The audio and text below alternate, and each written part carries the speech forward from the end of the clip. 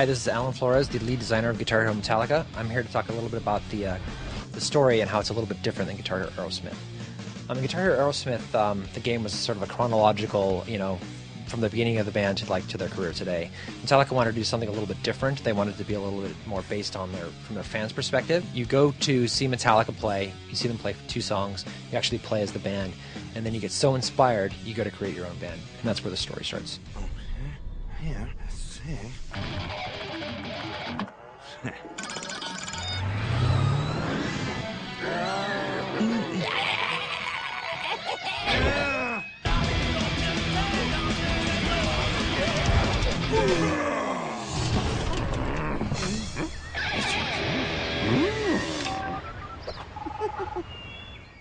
The Titmouse guys, the guys that do Metalocalypse, they did our movies again this time, which is like a perfect fit because James and Kirk, they do voices for that show.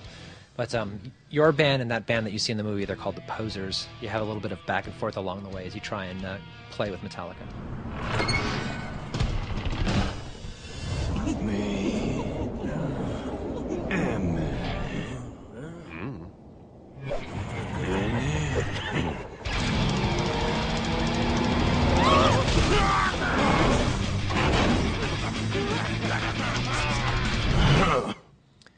So as the story progresses, you'll be playing as the opening act, as the guest band, playing the guest artist songs, bands like Thin Lizzy and Slayer and Queen and stuff.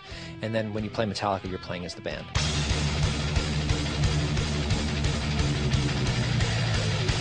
One of the things we were noticing, when Guitar Hero World Tour came out, is some people were having a hard time figuring out how they're doing and figuring out if the band is close to failing. So we really wanted to try and fix that and try and make it better. One of the things we did is we took the individual band meters. They used to be up in the upper left-hand corner, and we pulled them down onto the side of each highway. So now each player can instantly look over to his left and know how they're doing. So it's a lot more obvious if you're having trouble, if you're struggling, or if you're on the right-hand side. If you look over to the left, you see that your buddy's failing. You can actually throw some star power and save him. The career is based on getting stars, and it's really important to know how many stars you're close to achieving. So we have an in-game star meter this time. It tells you your progress, how close you are to 3 stars, 4 stars, 5 stars.